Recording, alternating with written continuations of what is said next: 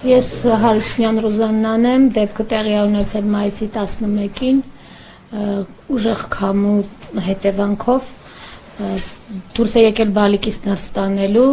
ինքը դրսում էր, որպեսզի ինքը չվնասվեր, բայց ես իրան չհասա այդ դեպքի ժամանակ,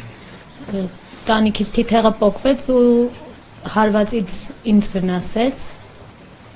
դրա հետևանքով պատրվածք ստացա ու արյան առնահոսությունից մեր հարևանը տեղափոխեց հիվանդանոց, շատ կարճ ժամանակի ընթացքում բժշկուհի Նարա Սուրենովնան եւ Անայդ Հովիկովնան շատ արագ կազմակերպեցին կիսարյան հատումը,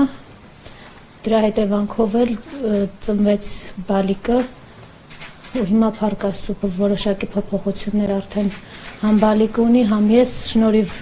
շատ լավ բժշկական անձնակազմի եւ հիվանդանոցի տնօրենությունը, որը մեզ յուրահատուկ ձևով է վերաբերվում։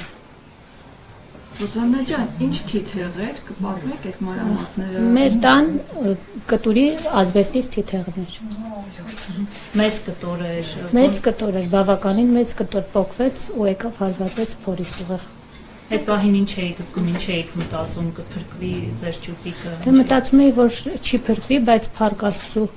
Աստծո շնորհիվ եւ մեր հրաշք բժիշկների շնորհիվ երեխան հիմա ֆակտ փրկված է ու փառք Աստծո, որ ամեն ինչ դեպի լավի է գնում։ Մոտ է ձեր տունը հիվանդանոցին։ Այո։ Դուք այստեղ եք հենց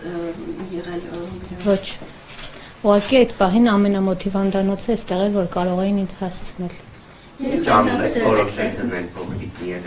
Մարինե։